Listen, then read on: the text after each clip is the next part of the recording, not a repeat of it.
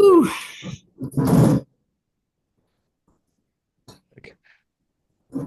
So first. Okay, we got Ryley Johnson from East Carolina first. Again, we can just and we can fire away questions in the room, please. Hey, Jared, want to be on baseball. Yeah, just talk like what does going mean to you guys? Man, the adversity that we have faced this year. I thank you to all the coaches, all the training staff, man. This group of guys. I do this thing 100 times. This is awesome. It's surreal, lost of words. All the people that have doubted us, all the people that believed are the people in the clubhouse. We never gave up on each other. We continue to believe. And the main motto for this weekend was survive and advance, and that's what we did. Ryley, right out called baseball central. What were you looking in that at bat with the double down the line? Where you're looking with the new pitcher coming in as well? Man, Coach C told me to get back off the plate, see something in, and that's exactly what happened. Okay, we'll go to Steve and I go, please. Ryley, we talked a long time ago in the preseason. I know you were hopeful this would be a pain-free year. Obviously, it has not been that, but like everything you've put on the line and to kind of culminate with this moment. I know you guys still want to win in the postseason, but to be heading back there, just what are your emotions like? It's for Jake Hunter, all the seniors, John. You never know when the game's gonna be taken away from you. So I don't take this game for granted. Nobody should. And I will continue to believe in these guys. I believed in them all year, even when, they didn't believe in themselves, but I believed in them more. But, the more I talked to them, the more the group started believing in one another. Everything started clicking. And like I said, yeah, it's surreal, loss of words. Do you think, I don't know, going down to Clearwater, like, was that a good thing for you guys coming together this week? Like, what changed, or was it just simply playing better baseball? What kind of changed in your opinion? I think, they knew our season was on the line and we played like it was. And yeah, we didn't play like that earlier in the year. We need to play like that every single game. But the young group of guys are learning, and that will carry on down the road. And I'm just super proud of these boys in the clubhouse, coaching staff, and the people that believed in us from the start. Okay, go to Dugan Lloyd, please. Hey, Ryley. To come into this tournament with the 6th seed as the underdog, you talked about that survive and advance motto, but to win it as an underdog, how much confidence does that give the team going into next weekend now?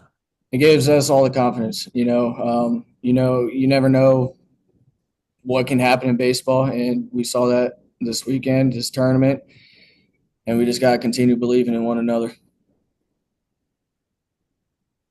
All right, final questions for Ryley. Go back to Ken Berthelot, please. Ryley, did the series you played a month ago against Tulane, Tulane goes to East Carolina, they win the series, they take 2 out of 3. Did that play any part in inspiration for this day, for this game, in a rematch with Tulane? Not at all. The regular season was in the past. It was a new season this week, and I'm glad that the guys realize that, because the past is the past. You can't change the past. You can only learn from the past. All right, Ryley, congratulations. Thank you. Hell yeah, go Pirates. All right, we'll bring in second baseman Braden Burress, tournament most outstanding player. And again, we'll start in here if we have any questions for Braden. Yeah, it's the same thing I asked him. Just what does this mean to you?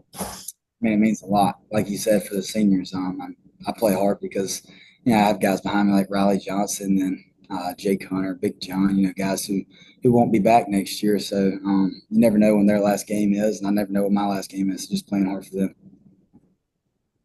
Braden, your story has been incredible as you're coming in as a local kid, coming in as a huge East Carolina fan. Your dad playing with Coach Flynn.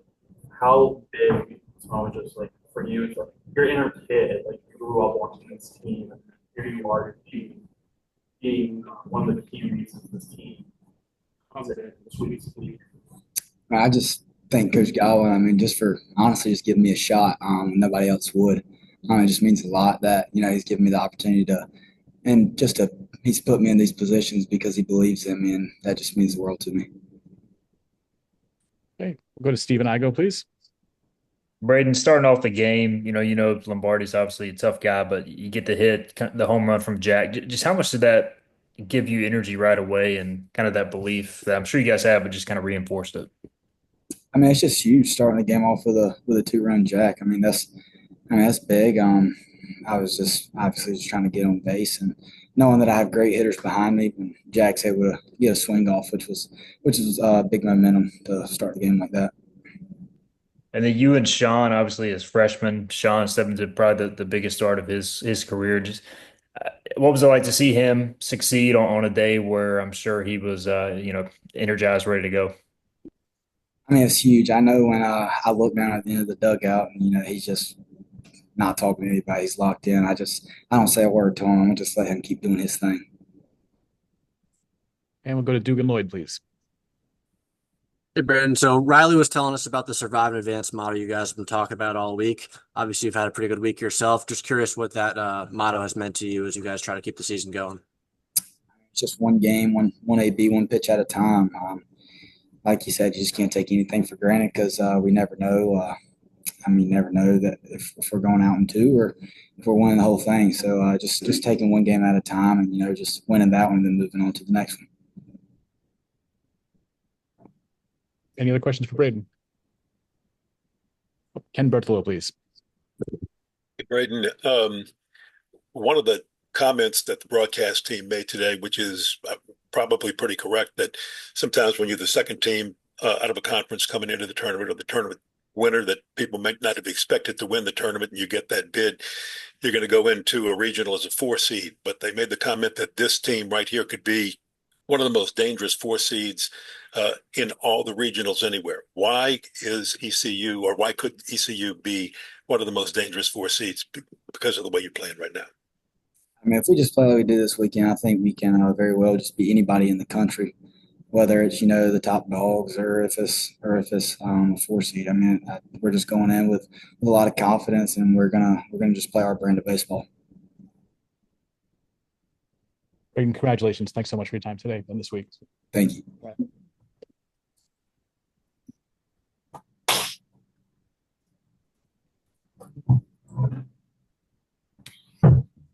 All right, joined now by East Carolina head coach Cliff Godwin. Coach, congratulations on the championship. If we could just get your thoughts on the week here in Clearwater and the game today. About them Pirates, all those haters out there, baby. Been waiting to say this all week. So fired up for our guys, our staff. I'm exhausted. It's been a grind this week, but our guys fought just every pitch, every inning. A group that had 28 on the roster when you can have 30. Braxton Trammell was on the roster, but he couldn't play. So 28 healthy players that could go out there this week when you could have 30, and a group that was super connected. And, man, it was a fun group to be around. And you can tell the people they didn't have 1 minute of beach time this week or pool time. So I guess Coach Godwin did a good job this week. So maybe I'll get a little bit of credit for doing something right this year. So, Sean Jenkins was tremendous today. We really just were hoping to get him through one time in the lineup. It's probably the best he's pitched this year other than his relief appearance at Charlotte. But definitely, like you said, is the biggest start. I told him that his good was good enough to go out there and compete one pitch at a time and not overcomplicate it. And he was special. And definitely think Braden and Jack in the first inning, Jack getting the swing off to go up 2-0. I'm sure that eased his nerves a little bit. And then we just kept extending. But for him to go out there for 5 1/3, man, was super, super special. We'll take questions from the room, please. Coach, right off Motivational Central, I just asked Braden how much I need for him being a local kid. You played with his dad. Just talk about how David impact him being, again, the blue collar in the fall for the guys and just making a huge impact on the team right away. Man, Snow Hill's on the map now, I guess. It's awesome. Snow Hill's a very small town. There's not, many things. There's a lot of good people there, but just a lot of people don't talk about Snow Hill, North Carolina. If you blink, you miss it when you're driving. So it's a great place to grow up. Braden's dad, was a senior at Green Central High School when I was a freshman. I played JV baseball. I got called up for the playoffs, and Brad pretty much single-handedly took us to the state championship. We didn't win the state championship, but he pitched almost in every game, played third base, hit the middle lineup. And I wore 16 in high school after Brad graduated because of Brad. And then I wore 16 at East Carolina because of Brad. So it's super special. Super proud of Braden. He has earned everything that he's got, and he will be on scholarship next year, and he will not be going into the portal. And if I have to go find some cash, I'll go find some cash from somebody. But just a super competitive dude, and he played his best baseball this week for sure. Coach, when did you make the decision to coach on getting get this card or not? Last night, probably, an hour. I mean, that was the only person that was in my head. And AK said, what are you thinking? And I said, Jenkins. He said, me too. So it was pretty, just simple. We wanted to go out there and go through the lineup one time, but he was much more special than that. So it was great. And I thought we played great defense behind him as well. I mean, AP, that play he made falling over the fence was huge. And I think Irby's play in the first batter was huge too. I mean, just the ball smokes. If Irby's not ready to make that play to lead off the game, it may be a different inning. One last question on how special is this group? I mean, it's a whole new group of guys. You find a way to get your 7 straight tournament appearance. How special is it for you, staff, and the rest of the team? Larry Knight, who's Austin Knight's dad, he's a legendary high school coach at Mississippi. He said, this one's special, isn't it? And I said, it sure is. I mean, the adversity that this group's been through, the drama, the injuries, man, it's been I've earned every cent of my salary this year. I can tell you that. And I'm super proud of our guys just sticking together. I mean, look, they could have folded and just went 0-2, and they just kept showing up. And like Braden said and Ryley said, we watched Survive and Advance on Monday night. And, a lot of, I think 2 guys on the team had actually watched it. So we watched it in 2017 when we finished 8th in the conference and we made it to the championship game, but we didn't win the championship game. But we rewatched it and it was awesome. And, that was their mindset all week. Yeah, Jared Morris from baseball. You referenced just kind of unconventional career it's been. How have you grown as a coach, or how have you changed as a coach from this year? You might need to ask Ryley. Some of the older guys. We've tried every trick in the book. I've challenged them. I've let them play wiffle ball at Charlotte after practice one time to take the pressure off of some of the young guys. And just as fate would have it, Kobe Wallace slips on a base and then lands on his shoulder and sprains his AC joint. I mean, anything that we did, it just something would go wrong. I mean, somebody would get hurt. Braxton, same weekend, runs into Boucher and has an avulsion fracture in his shoulder. We got 2 pitchers, Brett Antolic and Ryan Towers, who we expect to be in the weekend rotation. They haven't thrown a pitch for us this year. So it has been very, very challenging for sure, but it's a sweet reward. And I've said this a lot to people behind the scenes, but the only thing that can make something like this happen is God, and just keeping Ryley on the field is, I think God kept him together, to be honest with you. I mean, on the Charlotte game, we weren't even sure if Ryley was going to play when he made all those diving catches and goes into the wall. And Kevin Youngs, our PT, said that his hamstring was actually getting better as the game went on, which is kind of crazy. So, I just thank God that he gave our guys strength and wisdom and toughness and competitive energy to get through the week. All right, we'll go to the Zoom. We'll go to Steve and I go, please. Coach, do you think it was, I don't know, as simple as you guys knew that this would have been the end of your season if you didn't win? Can you put your finger on why it came together this week? We know we've seen the pieces, but just consistent level of play all 4 games. Riley Johnson being on the field every game is definitely a big piece of the puzzle for sure. But I just think we brought a small group down here, a group that was committed to playing for one another. We talked about being connected, and they were connected. I mean, you have to be in the dugout to really see it, to really feel it. I felt that way on Thursday at South Florida, and I called Nick Schnabel Thursday night after we beat South Florida, and we played so well, and I was like, man, we're turning the corner. And then Friday and Saturday, we look like the Bad News Bears. And I was like, God, I'm an idiot. Like, we're not turning the corner. And we might go 0-2 in the conference tournament. But the staff and the players, they just kept fighting. And I said this to this team probably 100 times this year, that I believe in you guys. I've seen you play at your best. I don't care if you're a freshman or a sophomore. Like, you guys are good. You're talented. You've played good baseball before. And it just never came together until this week. And, we played really good baseball. I mean, we didn't beat bad teams this week. We beat some really good teams, and we had to earn everything we got. And I'm super proud of our guys. Go to Gary Smith for the next one, please. Yeah, Coach, you already referenced the home run, but how tough a pitcher is Michael Lombardi to deal with, and how big was that to get off to a two? I know Tulane's plan was not to fall behind early with him on the mound. Yeah, just watching his outing against FAU, he pitched against us at home, but that was, I don't know, a month, 6 weeks ago, and he was good. But Tulane just really chased his fastball up out of the zone, so our plan was to not do that, and we did a good job of that early, and then he went to his off-speed stuff, and, man, he's a really good pitcher. I hope somebody drafts him pretty high so he doesn't come back next year. But his breaking ball then gave us fits, and we just were able to, Dixon got a walk, stole second base. John gets a bunt down, and then Ryley, hits a ground ball that just kind of ricochets off his foot to get another run in. And we're just able to kind of piece some more runs together. And then I'm sure he got tired because he threw 105 pitches on Tuesday, and it was hot. And we were able to get some more runs out of the bullpen. But that 5-run inning, whenever that was in the 5th inning, was huge for us. Thanks. Okay, we'll go to Dugan Lloyd, please. Coach, you talked about watching Survive and Advance earlier this week, and then just knowing the gravity of every single game of this tournament. What does it say about the mental grit of your club?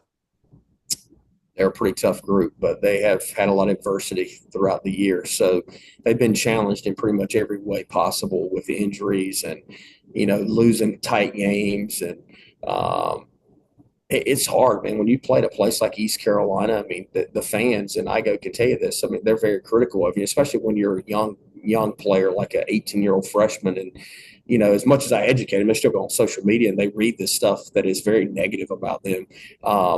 And it can really snowball on you pretty quickly. And I think that was at times definitely, some freshmen had some doubts. They lost some confidence, and we kept, as a staff, trying to build them up and, told them how important the process is, the attention to detail, and just continue to show up every day and not feeling sorry for yourself. And I think our guys have, withstood the test of time, so to speak, and just have been very, I don't know, grizzled or whatever the word is, just tough. They've been toughened up for sure. And I'm just excited for them because, man, all the stuff they went through, they deserve to get to the postseason.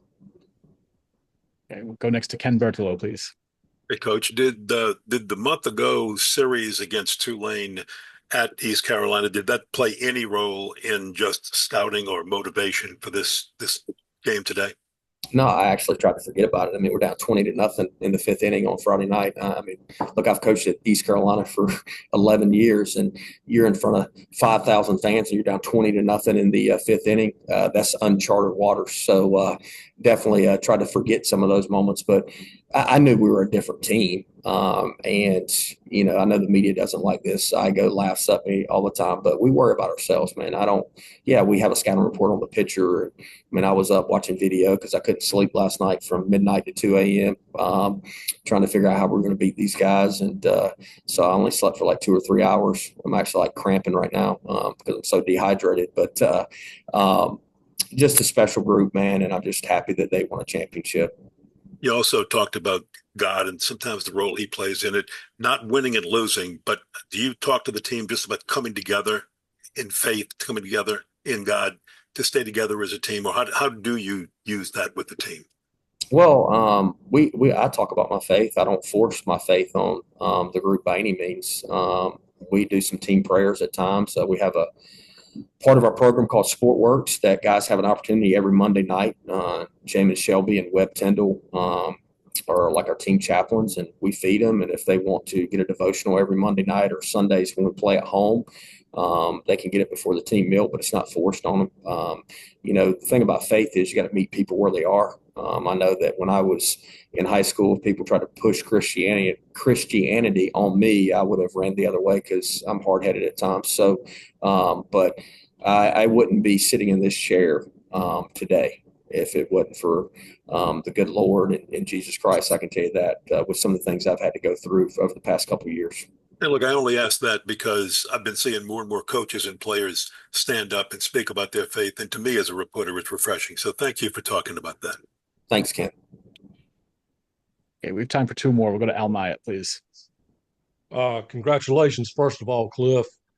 And you're going into the NCAA tournament on some different circumstances this year. Most of the time, the American Athletic Conference has not had the same degree of urgency with the tournament, but in winning the tournament, this team coming together and potentially building some momentum, if you could comment on that. Yeah, we're not going to host this year. I know that's abnormal for the Pirates. We're going to go on the road, and I've said all along that this team was good enough to make it to the postseason.